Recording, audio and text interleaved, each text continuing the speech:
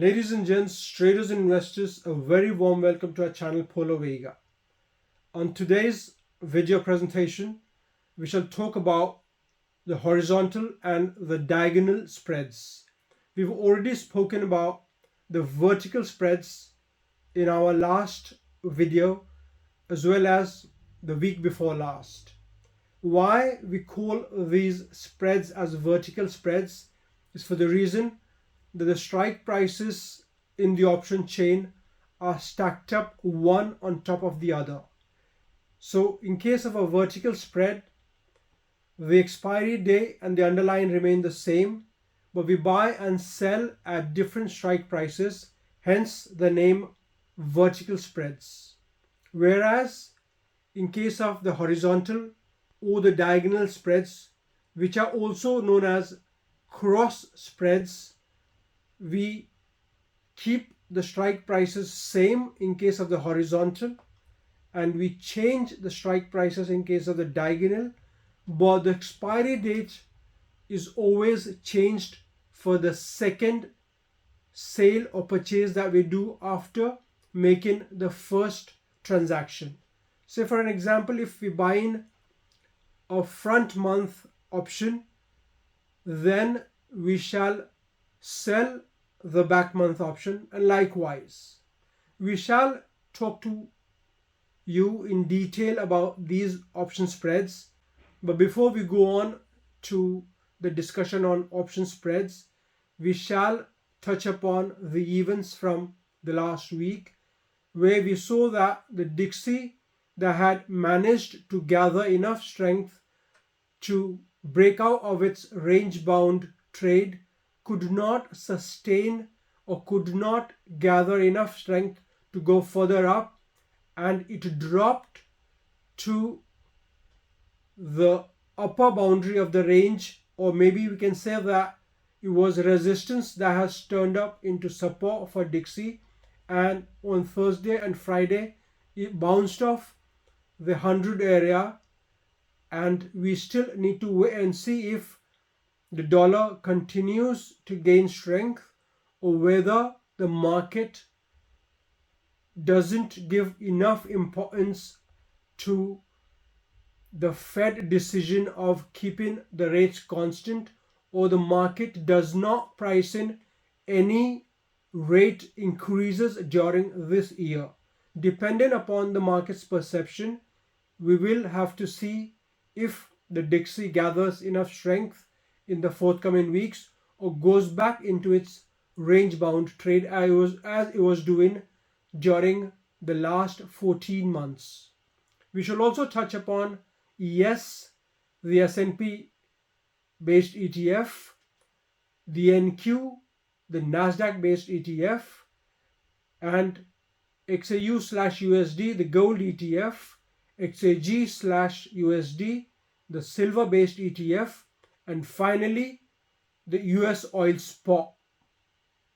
And once we've done these charts, we shall come back to talk more about different kinds of horizontal and diagonal spreads. Disclaimer/disclosure. The contents of the video presentation are for information purposes only. The material has been obtained or derived from sources believed to be accurate, but we do not guarantee its accuracy.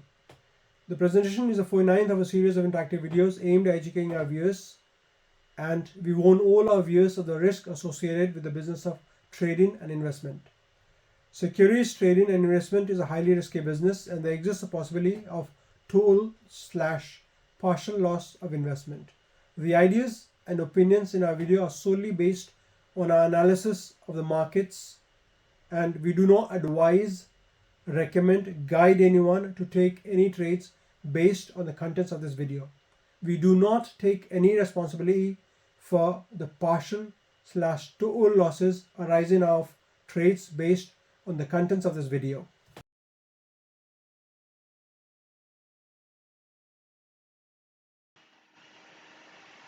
Traders and investors, the chart on our screen is that of Dixie, the US dollar index, and we're looking at the daily chart.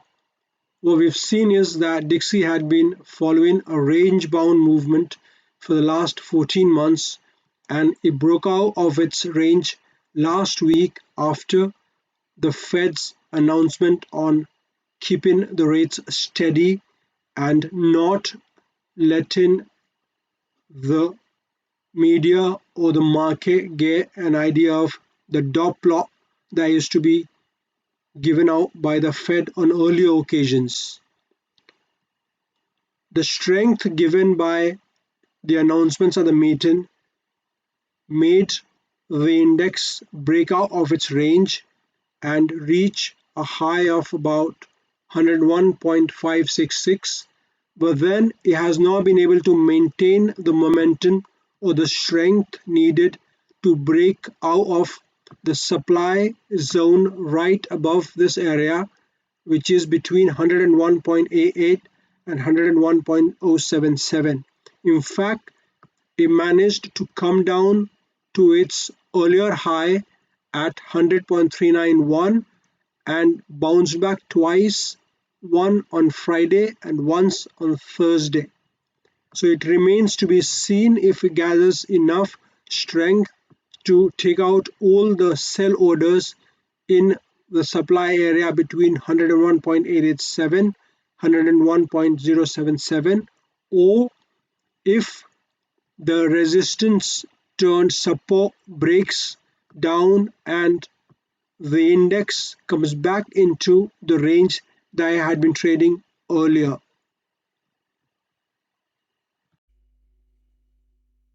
The chart on our screen is that of NQ, the Nasdaq based ETF, and we're looking at the daily chart.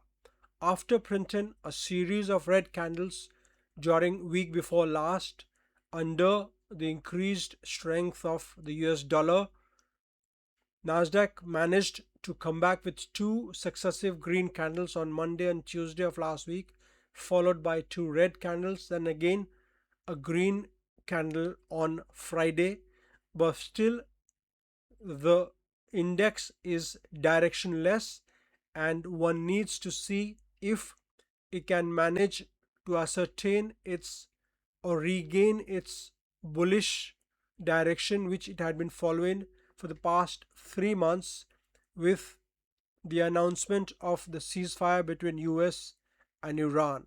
But as of now, we can see that it is responding to two different factors. The first being the strength in the dollar, and the second being the behavior of the tech and AI companies or the market's reassessment of the values of the tech and AI companies. So one needs to see if Nasdaq manages to come back into the demand zone between 207995 and 28501, or does it manage to go up and bounce off the supply between 30544 and 31108. But as of now, one needs to be patient and one can go into short-term trades only with the sideways movement between 31108 and 28501. One needs to be patient for the index to come into the demand zone down below or the supply zone between 30716, which is the remote one, or the supply zone between 30411 and 30550. That's the immediate supply above, and if the market opens on a bearish stance, then one can go for a short with a target about 29549, but it has to be a nimble move if one wants to trade this sideways move on the index. The chart on our screen is that of ES, which is the S&P 500 based ETF, and we're looking at the 240-minute chart. Why we're looking at the 240-minute chart instead of the daily? Because this shows the sideways move that this particular index has gone into, and compared to Nasdaq, it has managed to take out all its losses from last week and is currently at 7557, which is very close to its supply area between 7587 and 7631. If we wish to wait and watch, because if it manages to gain enough momentum to come to the all-time high, there could be a chance of breaking out above the all-time high, establishing a new all-time high, and then reverse from that particular position. So it's best that either we wait for the index to reverse from this supply or go back down into the demand between 7389 or 88 and 7314 and join the sideways trend to get a target at 7557 where it's currently located.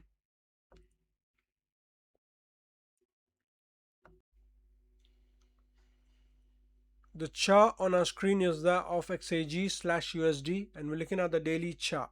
This is the silver based ETF, and it has lost about 49% of its value since the high that it reached in January. But this week has been moderately better for silver because it has printed about 4 consecutive bullish candles and closed at 61.89 on Friday. Now it happens to be at a very important juncture where there is a nice supply between 67.22 and 64.31, and it needs to be seen if we can manage to take out the sellers in this area and then reach 69.53, which is the next supply area. And if it manages to get past this area, then there is another strong supply right above that, which one has to see if it can manage enough momentum in the next few weeks to take out the sellers above 78. That's the area that it needs to cross to get back into a bullish phase. Otherwise, we could expect it to go all the way to 70 and then come back down again, when it would be following a sideways trend instead of a down or an uptrend. But if it comes back down, there is a nice support area at 53.68, and one could try to get long here with a stop loss going below 48, which is quite big. So therefore it's best that we allow the ETF to come back into this area and then show a reversal on the lower time frame. The chart on our screen is that of XAU/USD, the gold based ETF, and we're looking at the daily chart. Gold has had some nice explosive moves last week, and it has taken out all its losses from the previous week to close at 4174.44. It needs to be seen if it continues its upward journey and comes to about 4290 or 4300 by the end of next week, and then it has an uphill task to take out the supply between 4423 and 4590. So that's a nice supply area. Also the psychological level of 4500, which it needs to clear to get into a bullish mode or to get into an uptrend. But otherwise, if it manages to reverse off 4300 and starts coming back down again, then one could expect it to come back and bounce off the area of 4000 before trying to break below this area or try to regain its bearish direction or momentum.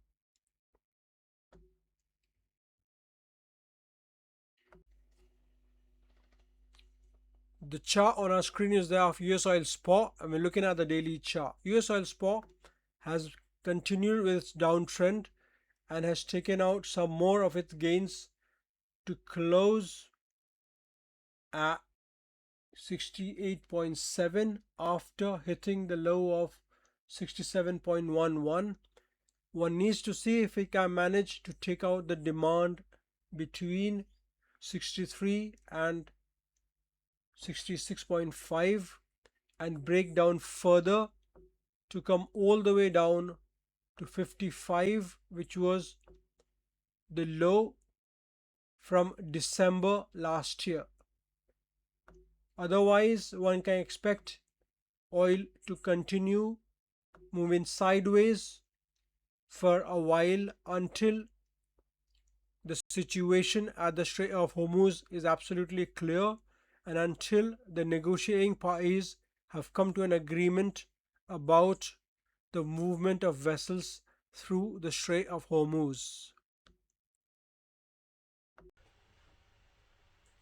Carrying on from where we had left on the discussion on options, we shall talk on cross spreads in detail today. The vertical spreads that we had discussed earlier on, we used to have 2 legs or 4 legs where the offset was used to limit the risk or to limit the losses from the trade if the trade went against us. And the anchor unit was used to drive the profit, and the profit used to get limited because of the inclusion of the offset at a different strike price. In case of the horizontal and the diagonal spreads, we maybe buy in at the same strike price and sell in at the same strike price with different expiry dates in case of horizontal ones, and we may be buying and selling at different expiry dates and with different strike prices. But the combination becomes very complex purely because of the option that the buyer or the trader has while entering the calendar spread, as they are popularly known, both the horizontal as well as the diagonal ones. The first one being the price swing is the factor. If you expect the price to remain in a range bound condition and if it swings against you, then we need to take an action. The second one is the time decay or the passage of time. The third one is the change in implied volatility, and the last one is the decision of the trader to exit the market. Therefore, you do not have a defined profit loss diagram or profit loss ratio as decided at the beginning of the trade. As the trade moves, the diagram or the profit loss conditions change, and we could have variable break-even points and variable profit loss ratios in these kind of trades. We shall now talk about a long calendar spread. The long calendar spread assumes the implied volatility to stay low when we go short on the front month call or put option, and we expect the implied volatility to go up and the price to swing in our direction when we are long on the back month option. There could be many different conditions while we are in the long calendar spread. The first one being the price remaining where we'd expected and the short option expiring worthless, giving us the credit for the premium that we received. The second one could be that the price moves against the short that we went in and we got written on the short option trade, and we fulfill our obligation by giving away our long position. So thus here the loss is limited to the premium or the net premium that we paid for going long. Also, there could be a situation where the short expired worthless and we still would like to keep the long with us until its expiry date, expecting the price to move in our direction. So if it's a call option and the price moves up, the underlying goes up, then we are in a profit and we could stay as long we think that the price remains elevated. Likewise, when we go long on a put option or we buy a long put option spread, then we show the front month put option and we go long on the back month option. Here again, we expect the front month option to expire worthless with little or no movement in the price, and if the price moves against us, then we get written and we fulfill our obligation by giving away our long position on the option. And if the option expires worthless in the front month, then we could close our long position if there is a profit, or we could wait for the option to expire and if the price is moving in our intended direction. So this is what we do in case of a long calendar spread, put or call, either way.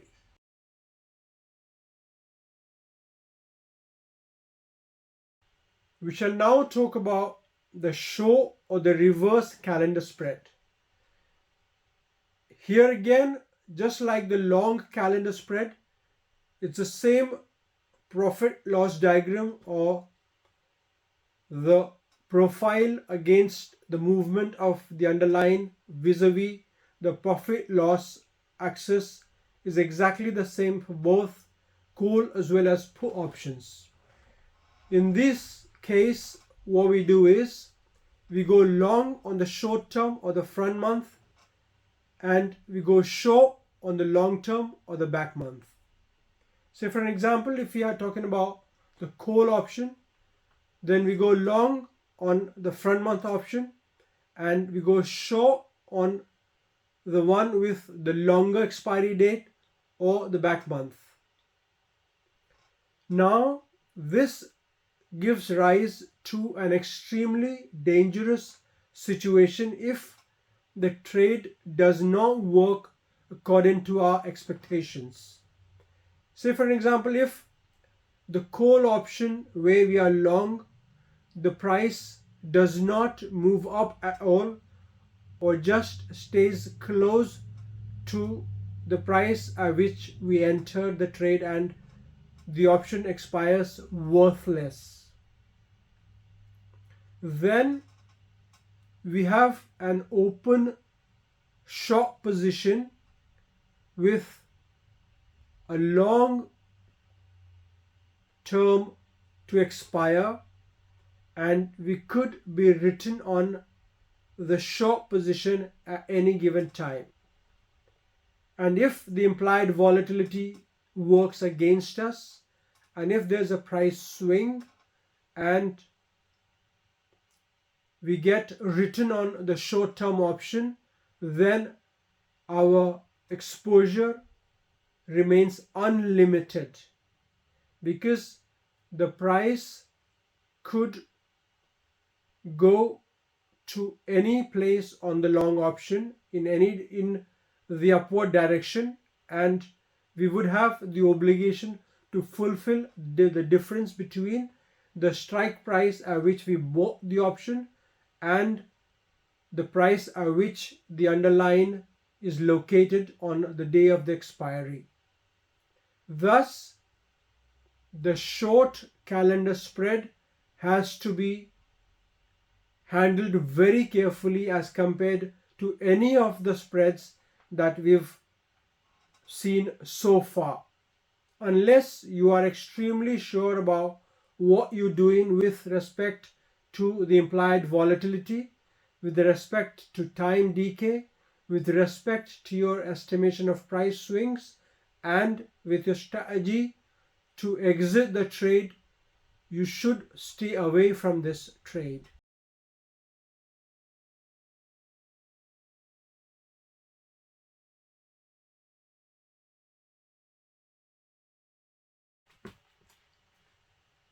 Talking about the diagonal spreads or the calendar spreads, which have got different expiry dates and different strike prices for the same underlying, we shall first talk about the long diagonal spread, where we use call or put options for both the legs that we get into. The first entry is your short on the front month, and then we go long on the back month.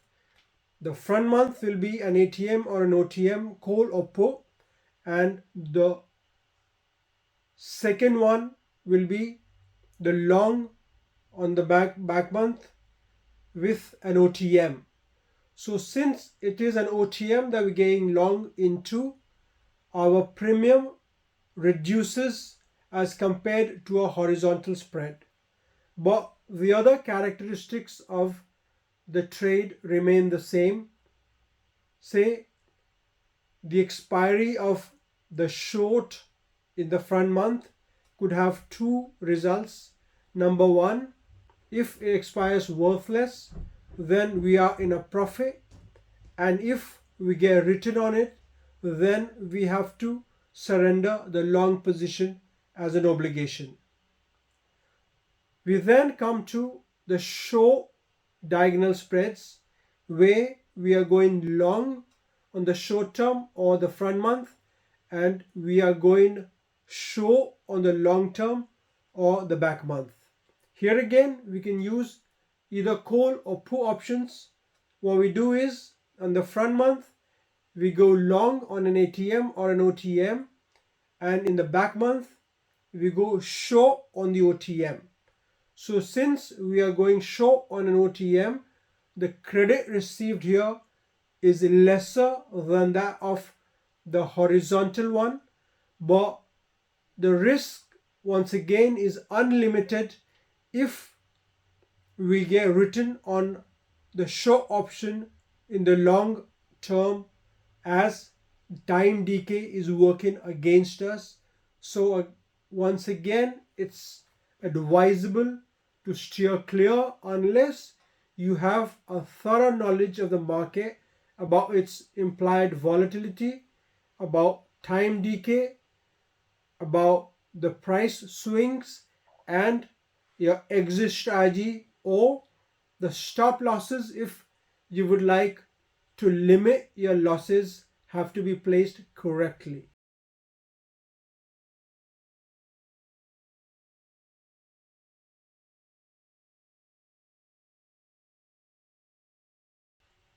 Ladies and gents, we now come to the end of our video presentation on calendar spreads. We hope that the presentation was informative, exciting, and educational enough for you to try and trade calendar spreads, and it has given you all the knowledge that you need to have for the risks associated with calendar spreads, as well as the rewards that it has to offer. In our next video presentation, we shall talk about the ratio spreads, and like we touched upon different charts and events from the week gone by, we shall once again do an analysis of the asset classes that get affected from the news and events from the forthcoming week. If you've liked our video presentation, please hit the bell icon underneath and subscribe to our channel Polo Vega. You may also get in touch with us through our Twitter handle @PoloVega or visit us at our website www.polovega.com. Please do come back and watch all our videos, and we thank you for your continued support. And please like, share and subscribe to our channel Polo Vega.